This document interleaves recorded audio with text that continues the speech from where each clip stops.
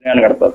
Jadi masalah informasi samawi ya tentang masalah Imam Mahdi akhir zaman, Ya'juj Ma'juj, Dajjal dan sebagainya.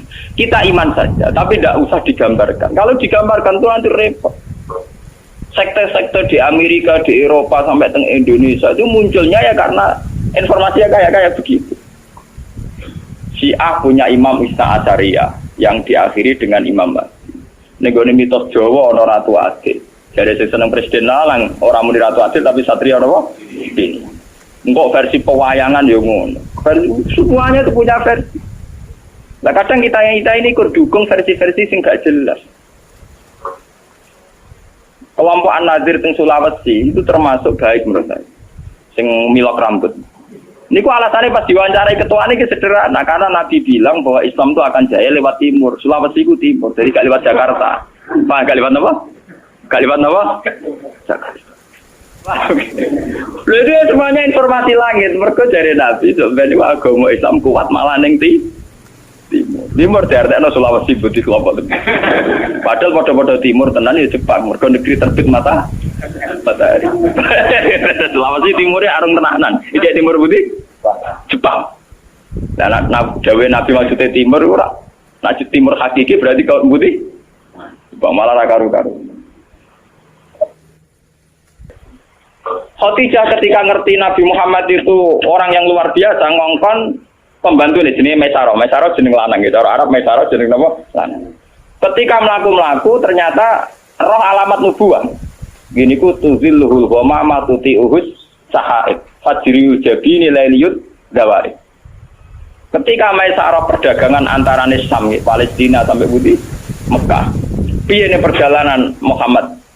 Wajane niku aneh. Ngomong kepanasan dekne dikawal kalian apa mendung terus nak nunggu tenggene wit arah napa jenenge iyu-iyupane iku anut arahe sinten Muhammad terus dari Khadijah ora salah meneh calon nabi akhir zaman yo iku mergo ciri utamane min waladi Ismail la waladi Ismail Muhammad ganteng mulai dhisik ciri utama nabi rada ganteng dadi umpama elek kriting pese wong ra ngandel mergo sake umat ra iso gaya paham ya kula nu sering ditakoki Gus apa pangeran diskriminatif ora diskriminatif daripada di nabi elek sing tersinggung umatnya jutaan nek di nabi ganteng ra gagah jale ke di nabi elek puasa kriting ya iso wae wong elek dadi umum ya iso wae tapi nek dadi pemimpin tetep sake dipimpin wong Indonesia sing ganteng ya sah jadi presiden. Misalnya pertemuan KTT presiden dhewe ndak elek kruiting pecek wah. Darane pembantu. Mulai di apa itu punya sunah gitu. Rata-rata pemimpin sebuah negara itu yang paling ganteng. Bukan karena Allah diskriminatif, tentu masyarakat lebih terhormat nek dipimpin wong ganteng timbang dipimpin wong napa? Wong napa? Elek. Paham ya? Jadi wong elek cukup dadi wong saleh mesti ora usah mim. Nyinggung wong akeh, paham nggih? Nyinggung wong apa? Misalnya presiden Indonesia kruiting elek ndek puasa. Pinter ra karuan lah wong. Mbok pinter ngono urusan sekrup bae ora usah presiden. Iku sunat wong, gua anteng Nabi Muhammad. Akhirnya tambah endul yakin lah iku nabi akhir. Akhirnya dilamar oleh Khadijah. Ini ruang tenan ben sambung ya. Dilamar dari Khadijah kan nikah umur 20 tahun. Paham ya? Dienteni nganti 40 tahun, 15 tahun. Khadijah sempat mamam. Tak rewangi rabi, rapati dagang, jebule kok ora nang dadi nabi. Sempat mamam Khadijah. Walhasil suatu saat niki ben sampean ngerti. Pas Nabi umur 40 tahun dapat wahyu dari Gua Hira. Pertama yang diberitahu tentu Khadijah. Nabi mengira bahwa yang datang itu malakul mauti, malaikat nawa. Nabi ndredeg wedi, nganti runtusan. Keluar keringat nawa di sampai ngendikan Khadijah zamiluni. Aku iki kemuli aku wedi. Tapi Khadijah malah suwono kok. Ya iku sing tak enten-enteni bojoku mulai dhisik nganti saiki. Ngenteni 15 tahun, lagi roh buktine nak bojone calon. Nah. Ya iku sing diarani malaikat kaya sing teka ning Nabi Musa. Mesti rujukane hadan namus alladzi ja'a bihi Musa. Karena yang paling tahu tentang nabinya Muhammad itu kaitane Musa atau Isa. Akhirnya isuke dijak sowan ning pamane jenenge Waraqah bin Naufal. Teng kitab-kitab Bukhari diterangno Waraqah bin Naufal itu penginjil. Dia pembelajar Injil terbaik, penulis Injil terbaik. Yaitu menyalin Injil dari bahasa Ibrani ke bahasa Arab. Ketika Khadijah lapor, "Yabna Ami, ini suami saya ngalami begini-begini." Langsung Waraqah support. Ya wis wayahe nabi akhir zaman turun, yaiku kowe, Mas. Sayang aku wis tuwa, jarene Waraqah, sayang aku wis tuwa. Pas kowe diusir sok ben aku wis tuwa. Nabi wong ngrasa ora onde masalah apa-apa. Awamu khrijiyahu. Masa njeng ben kula diusir. Karena Nabi tidak punya masalah dengan orang Mekah, dia dari bangsa kelompok terhormat, dari marga terjare Waraqah. Wong sing dimisi kaya kowe mesti diantara sejarah tahu diusir penduduke sendiri. Melihat sejarah ini yang mempopulerkan kenabian Muhammad itu tokoh-tokoh Yahudi dan Nasrani. Karena hanya kitab suci yang cerita yang kayak begini, paham ya? Mulai ketika Nabi Muhammad jadi nabi, istilah untuk Yahudi Nasrani itu tidak pernah di Quran pakai ya ayyuhalladzina kafaru al-kafirun, tapi pakai istilah ya ahlal kitab. Makanya kalau di tafsir kalau ahli kitab artinya Yahudi Nasrani. Kalau ya ayyuhal kafirun artinya kafir Mekah. Ini ben sampean ngerti sejarah. Wah. Cerita kenabian Muhammad ini populer sekali di Madinah, tapi tidak populer di Mekah karena Mekah wong jahiliyah yang goblok, ora roh dur, paham ora roh napa? Sehingga orang-orang Madinah yaitu yang dulu namanya Yatsrib penasaran, sapa to sing calon nabi akhir zaman dari wis ana. Lah, ini termasuk yang nanti kaum Aus dan Khazraj akhirnya ketemu langsung mbek Kanjeng. Nah, dites Kanjeng Nabi. Ya Rasulullah, saya yakin kau Nabi betul, tapi coba bacakan apa yang diberikan Tuhan kepada engkau. Nabi mau coba beberapa surat. Ketika mau coba beberapa surat, rujukan mereka ya, ma asbaha hadza bima unzila ala Isa. Betapa miripnya tingkat akurasi bahasa, tingkat keindahan bahasa dengan apa yang diturunkan pada Isa dan Musa. Paham ya? Tetap merujuk ma asbaha hadza ala ma unzila ala Musa ala Isa Musa. Walhasil akhirnya orang-orang ini jadi iman. Ketika mereka yakin iman atas nama marga, atas nama keluarga, dipamit no Sayyid Abbas supaya Muhammad diboyong teng Medina. Nabi atas nama junior pamit mbek pamane. Gini ku bapak Ibnu Abbas. Walhasil wala-wali cerita, gak ada peristiwa ayam Mina teng Aqabah, Nabi diboyong teng Medina. Sing boyong gini ku tiang-tiang Yatsrib, kaum Aus mbek napa? Khazraj. Tapi asal usulnya boyong mergo mereka sudah membaca tentang informasi calon Nabi akhir zaman. Walhasil terus sekarang Nabi tinggal mempersiapkan teknis hijrah. Ini sing disebut teng tareh-tareh. Ketika pas malam mau hijrah, dalamnya Nabi dikepung kalian tiang-tiang kafir. Terus Nabi akhirnya ngangkat Sayyidina Ali film teng kamare nganggo bajune Nabi keluar. Keluar di papa kalian Abu Bakar teng ujung kampung. Karena Abu Bakar itu orang kaya, dia itu sebetulnya tidak tahu jalan alternatif. Karena kalau pakai jalan standar pasti dikejar wong kafir. Akhirnya nyewa wong musyrik jenenge Abdullah bin Uraikid. Itu seorang musyrik yang lugu, cara sakniki penggembala kambing sing ngerti jalan apa alter. Itu disewa Abu Bakar kon nunjukno Nabi. Nunjukno Nabi akhirnya berhenti istirahat teng Gua Sur.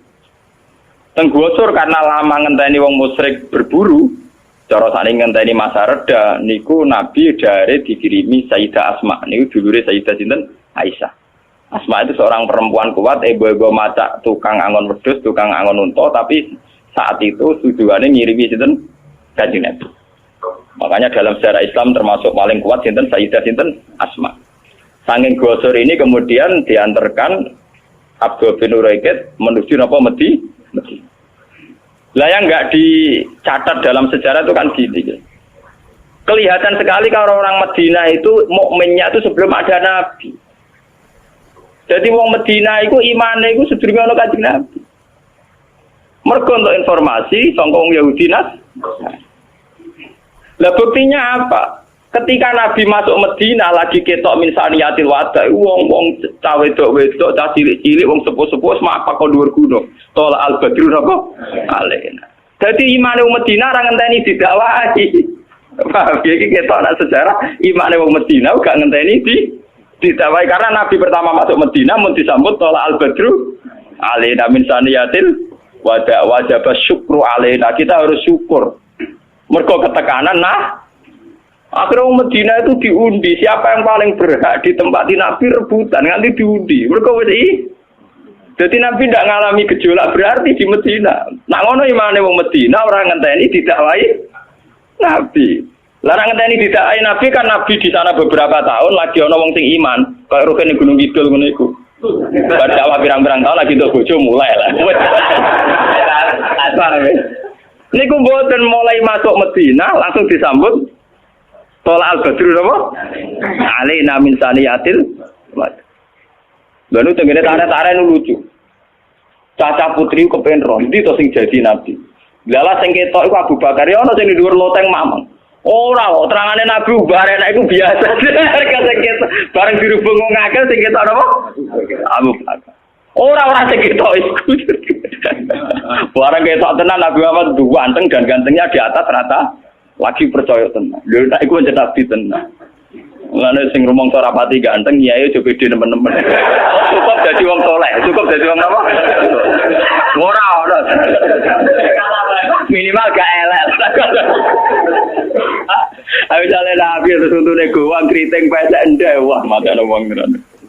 Sate umate gak pede. Dia pemimpin orang ganteng. Paham nggih? Dados tiga agama ini, Islam, Kristen, Yahudi, sebetulnya dari darah yang sama, dari ideologi yang sama, dari informasi yang sama. Kalau sudah ada kebencian, ada saling bunuh, mesti masalahnya itu politik. Mulai dulu itu masalahnya politik. Kemudian orang-orang Mekah ini terusik oleh keberhadiran Nabi sing ngaku-ngaku, ujung-ujungnya mergo habis sosial Abu Jahal Abu Lahab. Selama ini ono sistem sesajen yang Ka'bah mereka yang untung. Ono sistem pungut memungut urusan haji mereka yang untung. Dengan dirombak haji ala Nabi Muhammad tentu mereka tidak untung. Jadi haji itu catat ya, haji itu ibadah jahiliyatan wa islaman. Makanya di sini Nabi mesti wong Mekah gene musim napa? Haji. Sampai nak takut yang Mekah, nak darani haji itu musim. Ya napa? Musim. Ya karena memang haji itu mulai dulu ada. Cuma ketika sebelum Islam tentu dengan cara-cara yang jahiliyah. Misalnya tawaf kudu alasannya orang pantas sowan pakaian sowan pangeran gak lugu. Nah, orang seniman ngoten, telanjang bukti kejujuran. Mergo ora ana kemunafikan. Nah, kukul ketok kukule, nah panu ketok. Nah, pakaian itu nutupi kemunafikan. Mergo nutupi bawah itu artinya melane wong nganggo klambi iku mulane seniman seneng gambar wong muda. Lah iso mali radil kan ora musofa digambar wong ayu.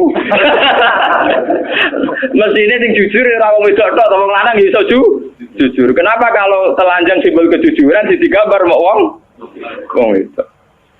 Pak, jemari radil kan iku. Lah riyen wong Arab pikirane ngoten telanjang simbol apa kejujuran. Mulane nak tawa kudu napa? Muda.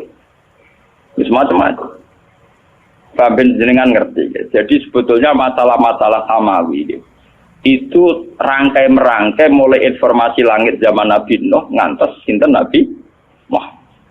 Saniki masalah samawi sudah tidak jelas selundrungnya, malah jadi sesat.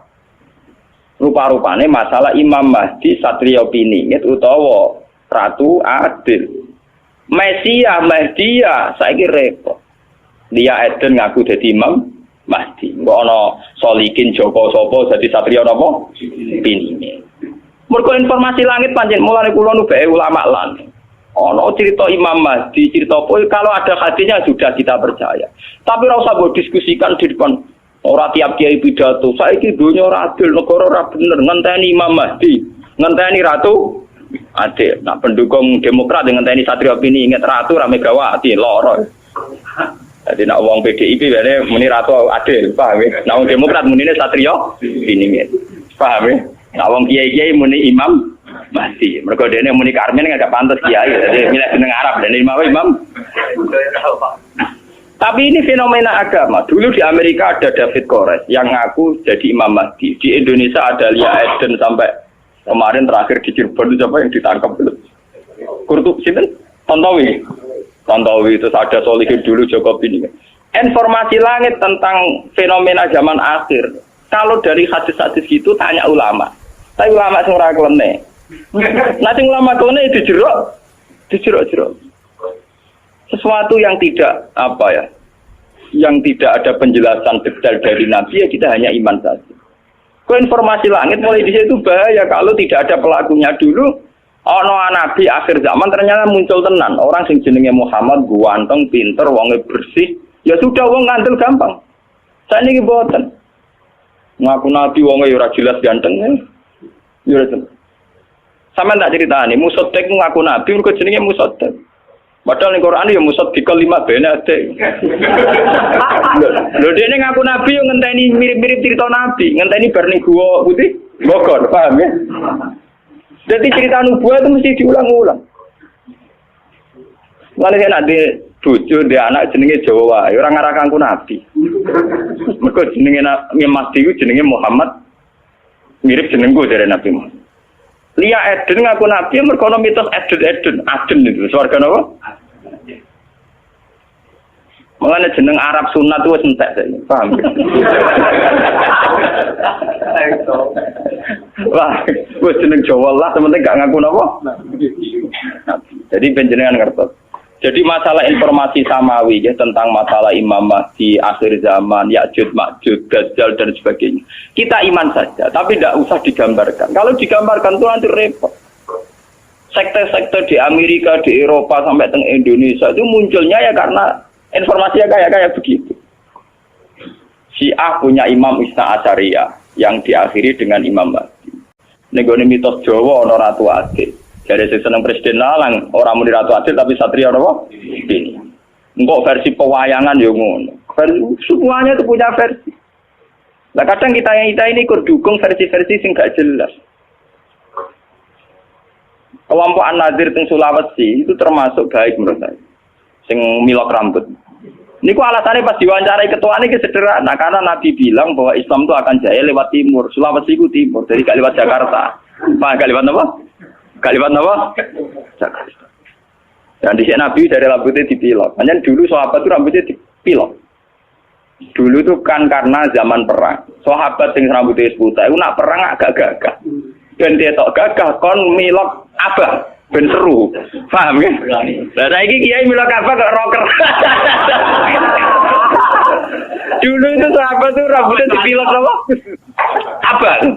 Malah nek kelompok An-Nadir, malah nek kula nak orang dari sesat teman-teman kula ya ora cocok. Cocok kula seneng mbek milok kene to.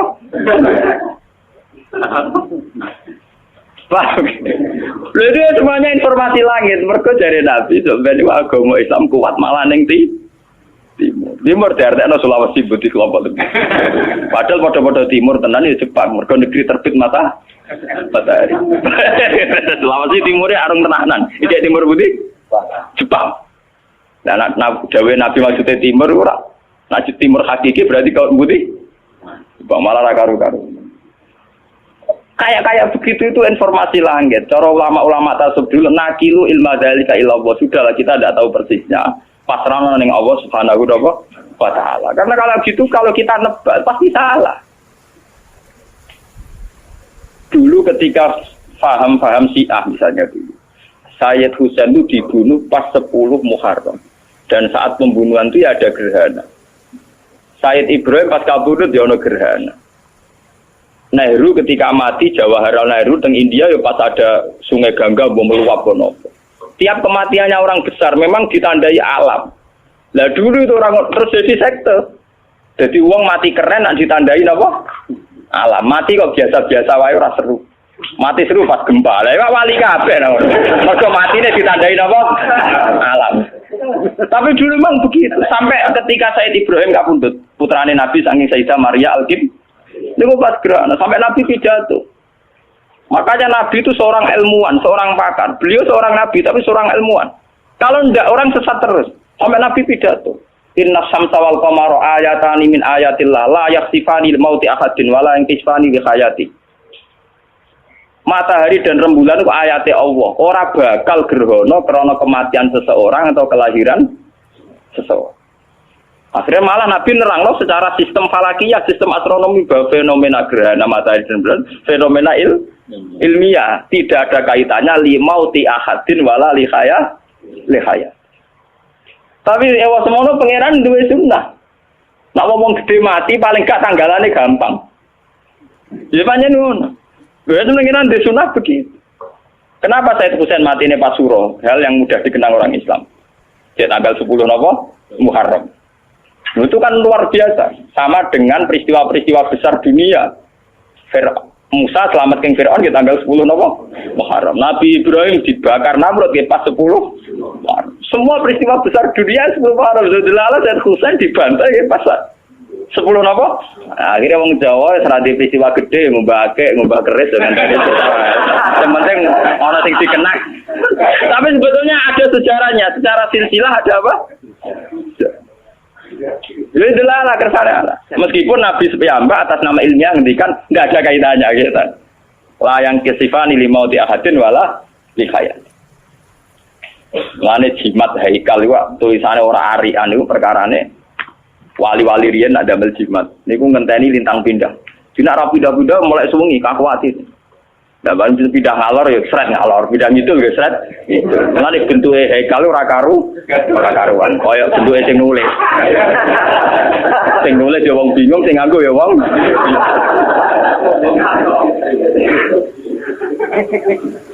Enggak beda wis ruwet, paham ya? Kok ditulis dicetak api rapati mandi repot lho, ilmu kok ngenteni keliru nulise. Ben sampean ngerti. Jadi masalah-masalah samawi itu masalah yang harus dipecahkan lewat pelakunya. Kalau tidak hanya menjadi mitos yang menyesatkan. Coba isu Mahdiyah, berapa sektor yang lahir dari isu Mahdiyah, isu Masihiyah. Di Indonesia saja kita mengalami berapa? Yang angkatan kita saja. Yang kita masih hidup saja mulai Lia Edin ini. Belum angkatan bapak saya, mbah saya. Dulu di Arab itu dipimpin oleh dinasti Umayyah, dinasti Abbasiyah Fatimiyah. Terakhir kalah itu dinasti Timur Leng. Padahal wong Afrika wireng bludeng mimpin jenenge sinten Timur. Kuwi nganggo mitos samawi. Ya Allah, sebagaimana hanya ada satu Tuhan, maka harus hanya ada satu pemimpin di bumi. Jadi kerajaan yang ini dibasmi mulai jahat-jahat wong riyen napa Timur.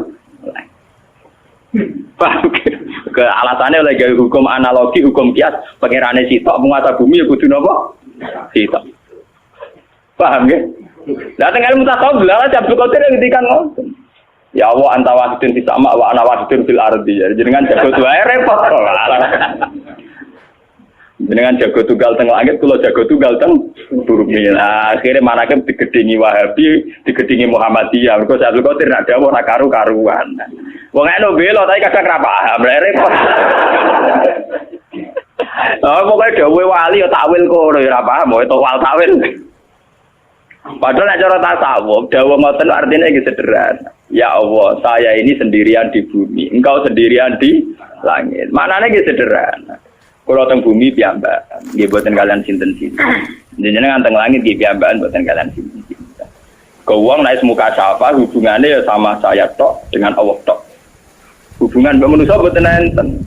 Kenapa kok ndak ono? Karena misalnya kok Mustafa baik dengan saya, yang saya lihat juga baiknya Allah. Lah nek padha-padha matur nuwun mbek Mustafa, paling banter Mustafa ngekek dhewe kula 50.000. Padha-padha matur nuwun ndak matur nuwun mbek oksigen. Selama ini orang kan punya klaim gini, lu wong ora butuh wong ya ora iso urip. Kita butuh orang itu hanya kapan-kapan, kadang-kadang. Sajane luwih butuh ning oksigen. Itu sekian detik kita butuh terus per detik. Tapi kenapa kita harus matur nuwun ke manusa, ora matur nuwun ning oksigen? Lah misalnya sama alasane, tapi manusa kan duwe rasa, nak oksigen ora. Lah manusa duwe rasa sing gawe pengira. Oksigen gak duwe rasa sing gawe pengira. Karena itu tertanam betul di otak mereka sehingga mereka ora ono bangno koyo sampean kabeh ora ono sing anane pengiran. Mulane Abdul Qadir perasaane aku dhewean Gusti jenengan ya dhewe. Mulane walaqad jitumu nafurata kama khalaqnakum napa awwala marra. Perasaane tiyang mbek pengiran si dhewe ya. Jadi sebetulnya dawuh-dawuh ngoten teng ilmu tasawuf iki maknane iki biasa. Itu ilmu dasar, memang ilmu pokok. Kamane wong latihan dadi wali perasaane kudu ngoten. Ono dadi wali kok di murid hilang susah. Tamu akeh seneng wali anyaran. Wali swasta. Nah hajine rong khatam ya. Lah wali dadi wali urip apa dhewe? Dhewean kok ora ana apa-apa. Iku jenenge ana wahidun fil ardi wa anta wahid